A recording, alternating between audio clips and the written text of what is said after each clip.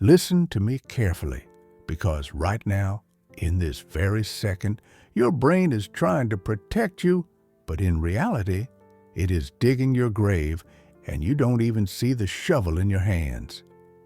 You look at me and think, you know what this is about. You expect another cliche lecture on how to save on lattes or set aside 10% of your salary, but you are wrong. And this mistake is costing you the life you could have lived if you weren't so hopelessly blind. You are afraid of the word debt, aren't you? When you hear that word, your pulse quickens, your palms sweat, and images of debt collectors, bailiffs, and the shame before your neighbors pop into your head because you've been trained like Pavlovian dogs to react to this stimulus with fear rather than calculation. But what if I told you that this fear is not yours? What if this fear was implanted in you intentionally so that you would never, do you hear me, never be able to raise your head above the water level? You think that by avoiding loans, you are safe. You pride yourself on owing nothing to anyone. You wear your financial virginity like a medal of honor. But let me strip those rose-colored glasses off you and crush them with my boot. Your safety is an illusion. It's a cage you locked yourself into from the inside and threw the key out the window because you were told that monsters live outside. But the real monsters aren't the bankers. The real monster is your own biology, your caveman brain that whispers to you that preserving the little you have is more important than risking it for what you could possess. You think the system is rigged against you, that banks want to drive you into bondage, and there is some truth to that. But the biggest secret they hide from you is that bankers despise people like you. Not because you are poor, but because you are predictable in your cowardice. You think you're smarter than the system because you don't borrow? You're an idiot. You've simply surrendered the only weapon that could level the playing field in this war where the enemy has nuclear warheads and you have nothing but a pocket knife and a sense of moral superiority that won't buy you a loaf of bread. I've seen empires crumble and fortunes created out of thin air, and I know one truth that will make you sick. Rich people don't just not fear debt, they crave it. They hunt for it like predators hunting prey because they understand the fundamental error in your code. You believe debt is a subtraction from your future, a black hole that sucks in your income, and as long as you think that way, you are right, but only for your pathetic reality. For us, for those who understand the arithmetic of reality, debt is not a minus, it's a multiplier. It is Archimedes' lever, capable of moving the world, but you are afraid to touch the lever because you're afraid it will hit you in the forehead. And you know what? It will. It definitely will hit you and crush your skull if you touch it with your amateur hands without understanding the physics of the process. That is precisely why they tell you, don't borrow. It's an instruction for children so they don't stick their fingers in the socket. But you aren't a child, are you? Or am I wrong? You think I'm talking about risk? No, I'm talking about time. Time is the only irreplaceable asset, and you, in your infinite ignorance, sell your time to earn money instead of using money to buy time. When you refuse borrowed capital, you agree to linear growth in a world that lives by the laws of exponents. You are trying to fill a pool with a teaspoon while we are using fire hydrants connected to someone else's water supply. Do you feel the dissonance? Does it seem like I'm contradicting everything your parents, your school, and those smiling internet gurus taught you? Good. Let that dissonance burn you from the inside, because that is where, in that fire, your illusions turn to ash. You thought debt meant you were working for the bank? What a monstrous stupidity. In the right hands, debt is when the bank works for you, when a massive financial machine, soulless and brutal, becomes your obedient slave, hauling stones for your pyramid while you sit in the shade and drink cold water. But you can't see it because your vision is clouded by a morality that has no place in mathematics. You attribute ethical properties to money. You divide it into yours and theirs, into clean and dirty. But money doesn't care about your feelings. It obeys only the laws of gravity and flow. And here is the twist you didn't expect. You think that by paying off all your debts, you will become free? I will tell you what happens when you give the last cent back to the bank and become crystal clean before the system. You will become nobody. You will vanish from the radar of opportunity because in the world of big money, trust is measured not by the absence of debt, but by the ability to service massive, monstrous sums of borrowing. You strive for zero, thinking it's the mountain peak, but zero is just zero. It is a void, an absence of potential. You are running toward a finish line that is actually the starting line for those who truly understand the game. You thought the enemy was outside, that it was interest rates, inflation, crises. No. The enemy sits inside your skull and right now is whispering to you, turn off this video. He's crazy. He wants to drive you into a pit. But ask yourself, if I am crazy, why does my bank account look like a phone number while yours looks like spare change? Why do you, being so cautious and proper, feel constant anxiety while I, playing with fire, sleep like a baby? The answer is simple and terrifying. You fear the tool because you don't know how to use it. It's like giving an ape an assault rifle. It will shoot itself. And society, knowing that you are an ape with a grenade, forbids you from touching the weapon, calling it financial literacy. They call it protection. I call it the castration of your potential. You live in a world where you've been sold the idea that poverty is noble and debt is a sin. But that is a lie invented so that you remain an obedient workforce that never dares to claim a share of the pie. You think you understand me. You think I'm calling you to run to the bank and take out a loan for everything in sight? If you thought that, you are even stupider than I imagined, and you'd better leave right now because it's only going to get more painful. I am not talking about mindless consumption. I am talking about a concept that is inaccessible to your understanding until you break the slave within you.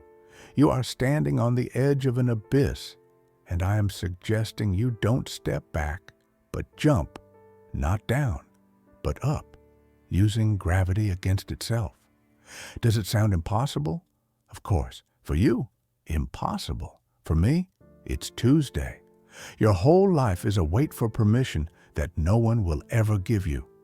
You wait until you've saved up, until you're more confident, until the right moment comes. But debt is a time machine that brings the future into the present.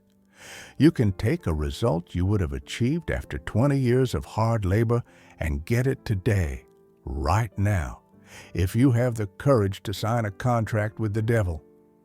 But here is the main trick that will make your head spin. In this contract, the devil is you.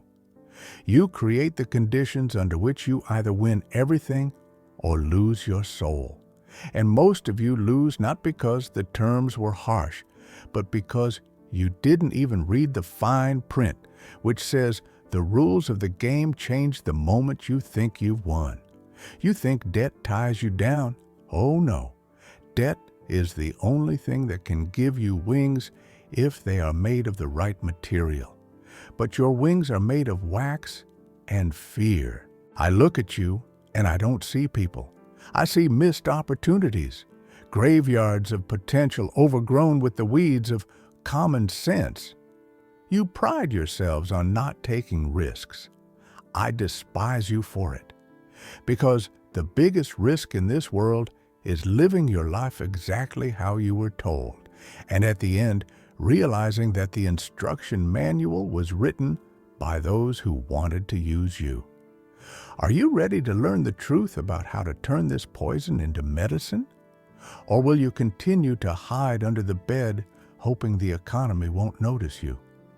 Let's go down into the basement of your financial reality, where it smells of dampness, fear, and expired hopes. And I guarantee that what you see there, you won't like. But you are obligated to look at it if you want to survive. You think the problem is that you earn too little? How naive. You can earn $1 million a month and remain destitute, and I've seen such people hundreds of times. They wear expensive suits, drive German cars. But if you cut their financial artery, what flows out isn't blood, but obligations.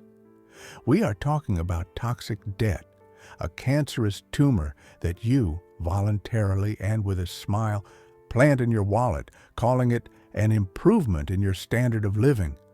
You call it comfort. I call it suicide by installments. You walk into a car dealership and you're met by a smiling manager who offers you not a car, but a dream, status, a feeling of power on the road, and you, drugged by the smell of new leather, sign the papers without even reading them.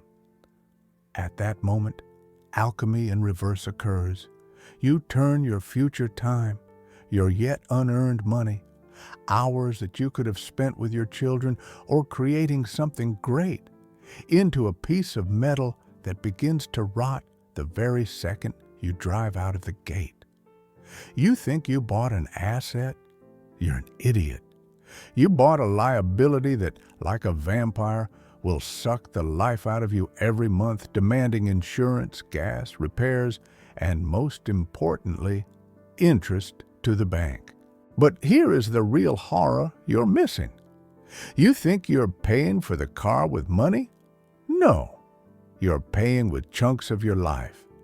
Calculate how many hours you need to sit in a stuffy office, listening to your bosses shouting, to pay for this piece of iron that will turn into a rusty pumpkin in 5 years. You are exchanging your one and only, irreplaceable life for trash that will ultimately end up in a landfill. Isn't that the definition of madness? But let's dig deeper, where it gets truly painful. Why are you doing this? Do you think it's your choice? Do you think you really need that new phone where the camera is 1 megapixel better than the last? No. You've been programmed. You are a laboratory rat in a marketer's maze, and they know where the cheese is. They hit your most vulnerable spot, your ego. They say, "You deserve this?" And you, like an obedient puppet, nod your head and pull out the credit card. You buy things you don't need, with money you don't have, to impress people you don't like.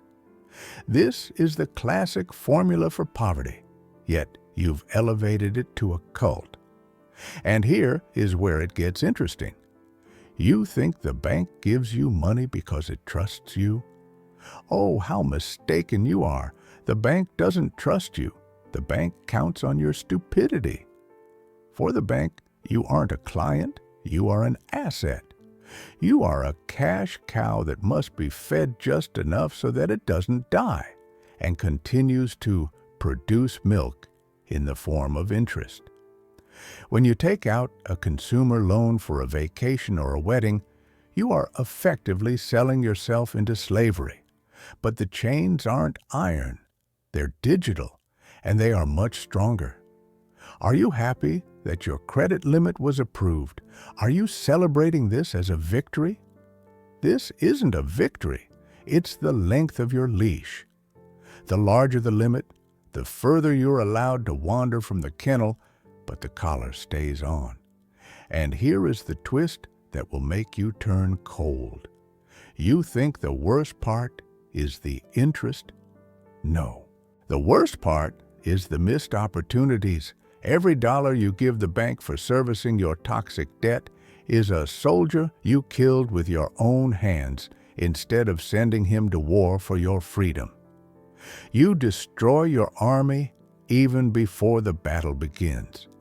You create a vacuum that fills with anxiety. Have you ever woken up at 3 in the morning with the thought that if you get fired tomorrow, your card-based life will collapse like a house of cards? That feeling is not an accident. It's the price of your comfort. You're living on a powder keg and smoking a cigarette hoping it won't blow. No, the math is inexorable. Sooner or later, the spark will fall. You think you're in control because you can make the minimum payments? That is the sweetest lie you whisper to yourself before bed. The minimum payment is a brilliant invention of the devil. It is designed so that you never, do you hear me, never pay off the principal. It's running in place until you drop from exhaustion. You pay and pay and pay, and the debt amount barely decreases. You become Sisyphus pushing a stone up a hill, only the stone is your iPhone and the hill is the bank's greed. And at that moment, you should feel not just fear, but rage. Rage at yourself for allowing yourself to be bought so cheaply. You think the system is complex? No, it's primitive. It is built on exploiting your weaknesses. Dopamine. That is the currency for which you sell your soul. You want instant pleasure. You can't wait. You want everything at once. And the system says, of course, take it. Just sign here. And you sign, not understanding that you are signing a death warrant for your future self. You steal from your tomorrow to feed your today. It is cannibalism in time. Your future self, old, tired, and perhaps sick, will curse the you of today for stealing his peace for a 2-week vacation in a hotel whose name you will forget in a year. Do you feel the walls closing in? That's good, because only when you realize you are in prison do you have a chance to plan an escape. Most people live in this cell their whole lives, decorating the bars with flowers and calling it cozy. They say, well, everyone has a mortgage, everyone has a car loan, it's normal. Normal? The norm is what the majority does, and the majority are idiots who will end their lives on a state pension, choosing between food and medicine. Do you want to be normal or do you want to be free? Toxic debt is not just numbers in a statement, it is a mental virus. It forces you to think in categories of scarcity.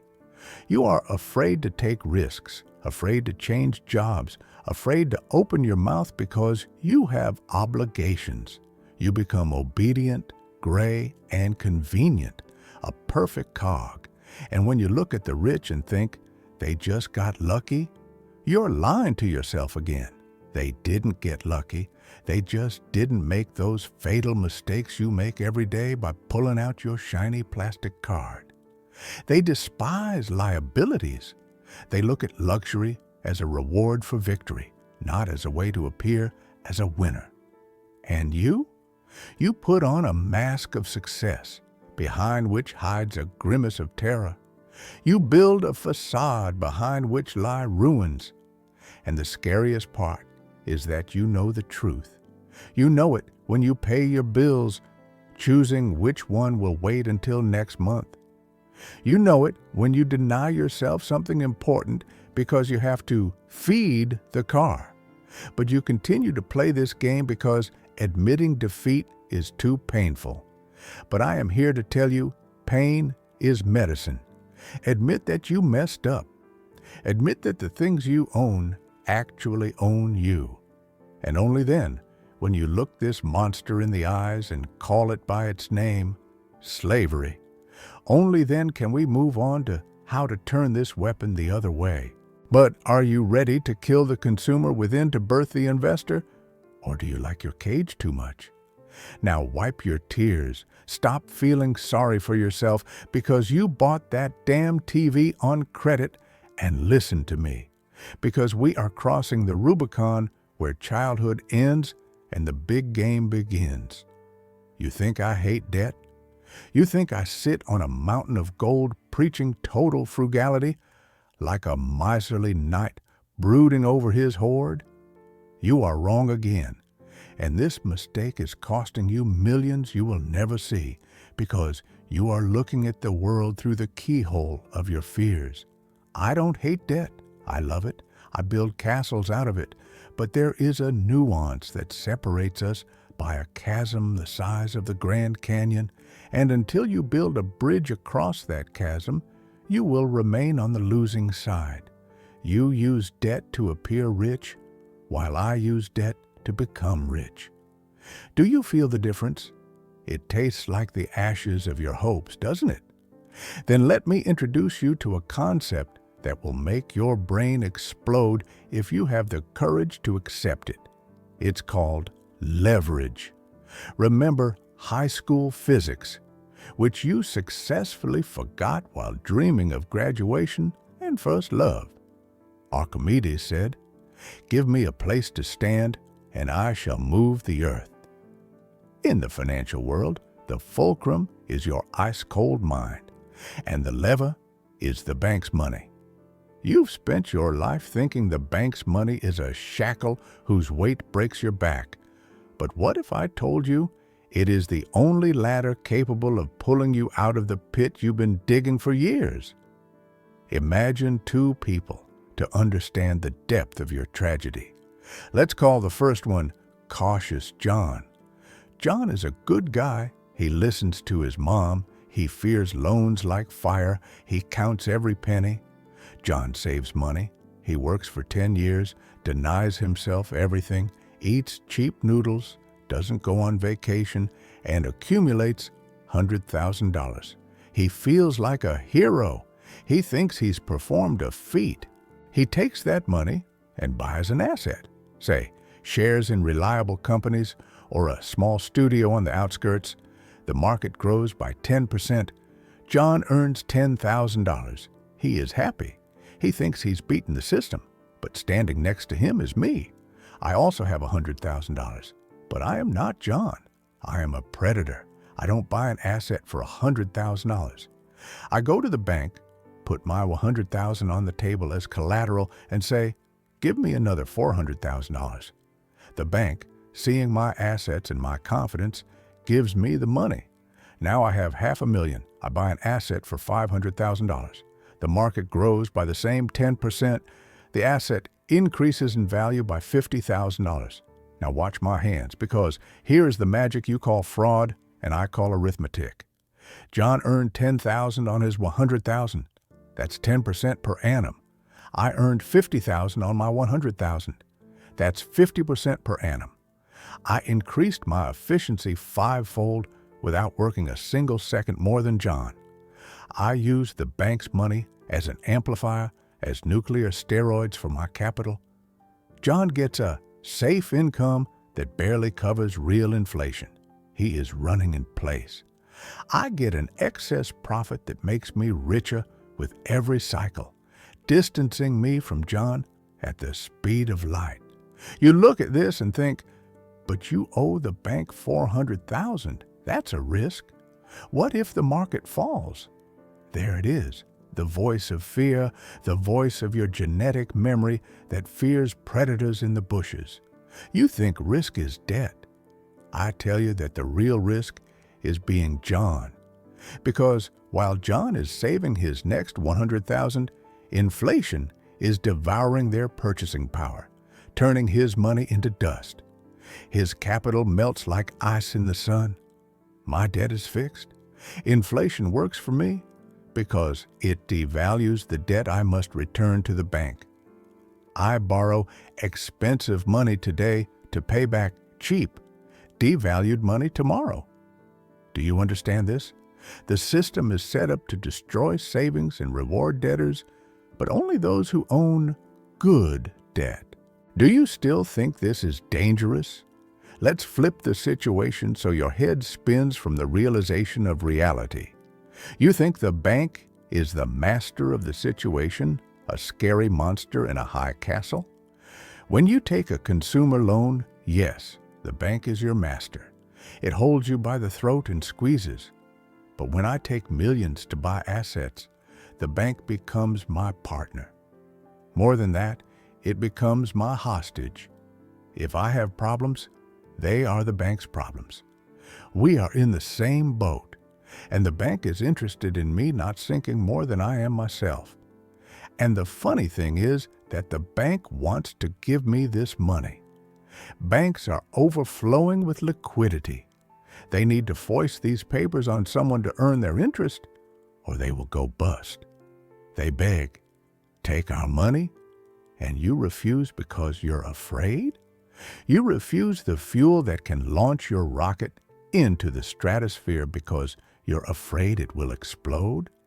Of course, it will explode if you put an ape at the controls. But we aren't here to eat bananas, right? Leverage is the tool that divides humans into two biological species, those who work for money and those whose money works for them with a multiplication factor. You're trying to dig a foundation for a skyscraper with a teaspoon, rubbing your hands raw. I bring in an excavator that I bought with the bank's money. Yes, I have to pay for the excavator rental. That's the interest on the loan. But the volume of work I perform and the profit I extract cover the rental tenfold. You look at me from the bottom of your pit and say, "That's unfair." Welcome to adulthood. Fairness doesn't exist. There is only the mechanics of capital. And that mechanics dictates you will never, do you hear me, never become rich using only your own resources. You simply won't have enough. Life is too short to get rich slowly. Get rich slowly is a slogan for losers, invented by those who get rich fast using your money sitting in deposits at ridiculous interest rates. Think about it, and let this thought deprive you of sleep. When you put money on deposit, the bank pays you pathetic pennies, and then it takes your own money and gives it to me at a higher interest rate, so that I can buy real estate that you will live in and pay me rent. The circle is closed. You are financing my wealth with your fear. You are the fuel in my engine. Doesn't it offend you? Doesn't a healthy, primitive rage wake up inside you? You thought the system was broken? No, it works perfectly, like a Swiss watch. You're just standing on the wrong side of the conveyor. The gears are grinding you while I operate the levers. But here is the question currently drilling into your brain like a red-hot bit. All right, old cynic, let's say you're right. Let's say I take the bank's money. But how do I not lose everything? How do I make sure this lever doesn't break my back?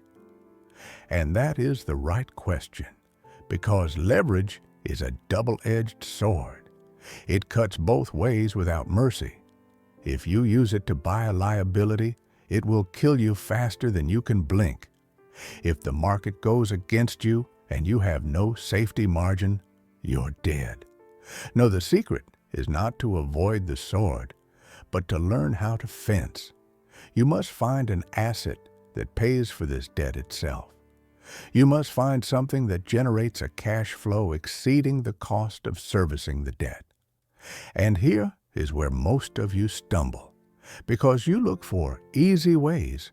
You look for schemes. You look for crypto. You look for lottery tickets.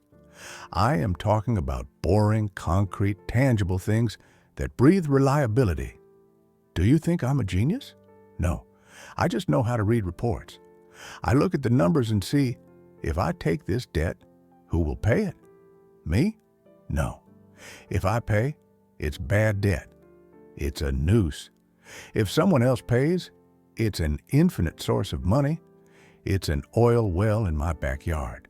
You are standing on the threshold of a discovery that could change your entire lineage, pulling your children out of the rat race before they even enter it. You have your hand on the switch.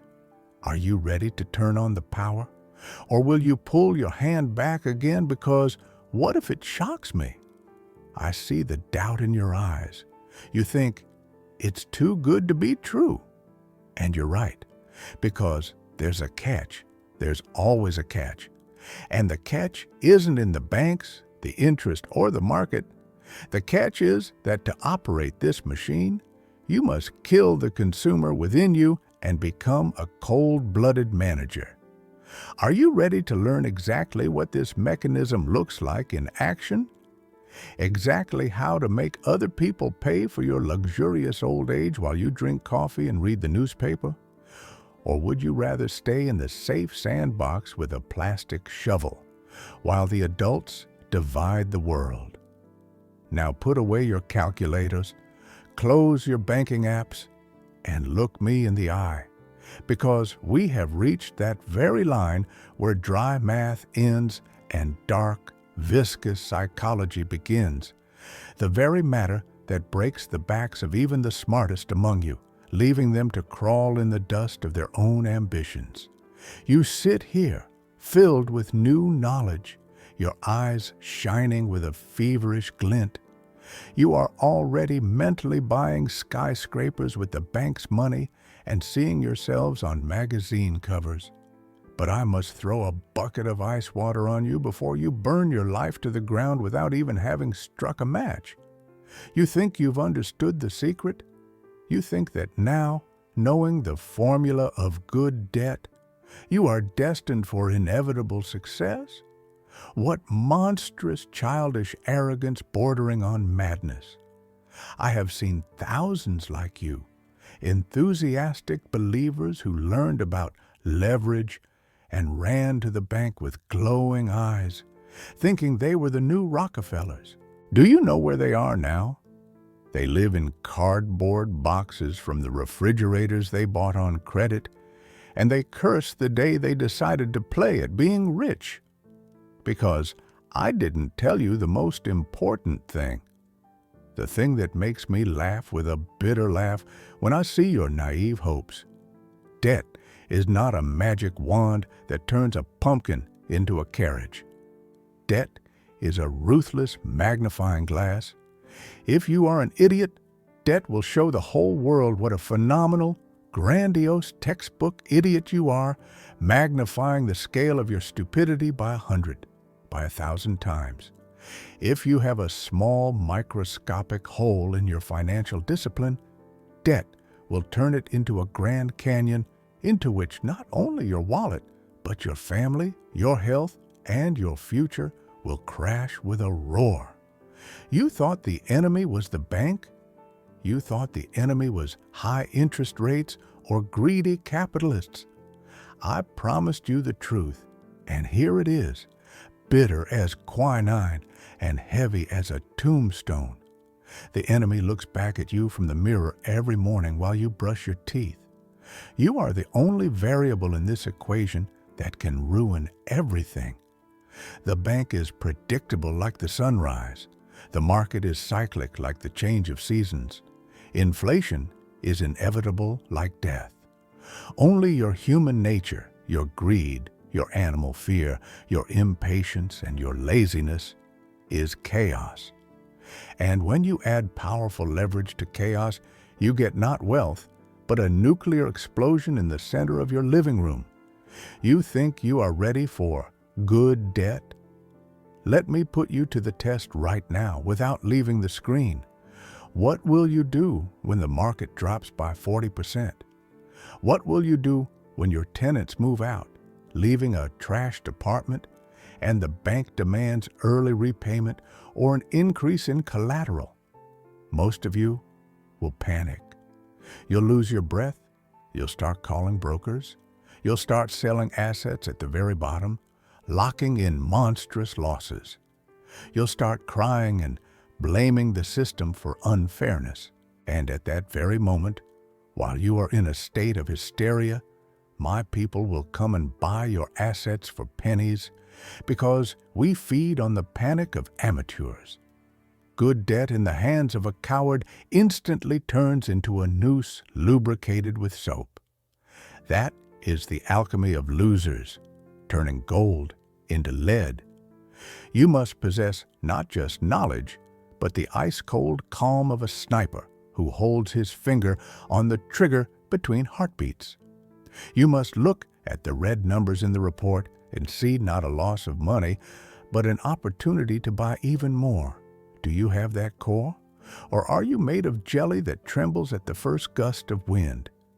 Here is the paradox that will finally break your brain. To successfully use debt, you must hate debt. You must respect its destructive power just as a sapper respects explosives, knowing that one wrong move will turn him into a pink mist. If you treat credit money lightly, like free chips in a casino, you are already dead. Your body just doesn't know it yet and continues to go to work by inertia. Rich people don't like risk. We hate risk. We despise gambling. We use debt only when we have mathematically excluded the possibility of losing, when we have insured everything that can be insured and created safety buffers as thick as a bank vault. And you? You are ready to jump into the abyss without a parachute, hoping that on the way you'll learn to fly, or that someone has laid straw at the bottom. You probably thought the finale of this story would be about you lying on a white beach, drinking cocktails with umbrellas while the bank works for you and the money flows like a river. That's a fairy tale for the poor, sold by internet gurus. The reality is this: managing large debt is stress that can crush an ordinary person, turning them into a neurasthenic. It is a responsibility that turns people gray at 30 and gives them stomach ulcers. But that is the price of freedom. You must choose your poison, and the choice not to drink poison doesn't exist for you. You can choose the poison of slow rotting in poverty, saving on food, darning socks, and fearing tomorrow while watching life pass you by. Or you can choose the poison of high pressure, where one mistake can cost everything, but where victory gives you the keys to the world and power over time. There is no third option. There is no middle ground. Those who seek the golden middle end up as the middle class, a disappearing species that the system chews up and spits out on the roadside of history. And now, as you stand at this existential crossroads, I want you to understand one fundamental thing. Money is neutral. It knows no good or evil. It has no morality. Debt is neutral. It is just a cold, soulless tool. A knife in the hands of a surgeon saves a life by cutting out a tumor. The same knife in the hands of a maniac takes a life. The knife is the same, different hands, different brains. Who will you become? The surgeon who surgically carves wealth out of the body of the economy, using other people's money like a scalpel with millimeter precision? Or the maniac who, in a drunken stupor of consumption, slaughters his own future, leaving his children with debts instead of an inheritance? You think the choice is up to the bank? The bank will give a knife to anyone who shows a pretty piece of paper. The bank doesn't care who you are. The choice is yours and yours alone. Do you feel that chill down your spine? That's not fear. It's the realization of responsibility, heavy as a tombstone. All your life you were told that debt is bad to protect you from yourselves, because society considers you children incapable of handling sharp objects. I am addressing you as adults, although perhaps I am overestimating you. I am putting a loaded weapon in your hands. With the safety off, I am telling you, look, this can kill the enemy and get you food, or it can shoot off your leg or blow your head off. And I am walking away, leaving you alone with this knowledge and this weapon. No more nannies, no more excuses. If you fail, it is your fault. If you succeed, it is your merit. No one is coming to save you. Look around. Look at the houses you walk past, the offices where you work, the shopping centers where you spend your life. All of it was built on debt. The whole world is a giant, glittering pyramid of obligations. You can be a brick in this pyramid, pressed down by tons of concrete from above, and you will simply endure that pressure until the end of your days. Or you can be the architect who uses the force of gravity so that the pyramid stands and generates income. The difference is only in your head, in your programming. You can continue to live in the illusion of safety, proud that you have zero debt, while inflation devours your savings like termites devouring a wooden house, leaving only dust. Or you can accept the rules of the game, enter the cage with the tiger and ride it, risking being torn apart, but having the chance to become the king of the jungle. I know that most of you will now close this video and return to your safe, small, gray life. You will say, "This is too risky. This is not for me. He's a crazy old man." And that's good. The world needs worker bees. The world needs those who pay interest so that people like me can receive it. Your cowardice is the foundation of my wealth. Thank you for that. Sincere thanks. But I see that among you, there are those few whose eyes have lit up with an unhealthy, dangerous glint. Those who realize that the risk of inaction is scarier than the risk of action. Those who are ready to stop being victims of circumstances and become predators of opportunity. This conversation is over. I've given you a map, a compass, and the key to a door behind which lie treasures or dragons. But I cannot walk this path for you. The door is open. Behind it is either collapse or greatness. What will you choose? Will you stay in the warm bath of your mediocrity until the water gets cold? Or will you dive into the icy ocean of real capitalism? I don't ask you to take my word for it. I ask you to calculate. Take a calculator and calculate the price of your inaction. And then write to me. Who are you? Don't lie to yourself. We're all friends here, and lies here smell of poverty. Whose side are you on in this endless war? Write just one phrase in the comments that will define your destiny and record your choice before the face of eternity. I use debt, or debt uses me. I will be reading, and I will be judging. Don't disappoint me.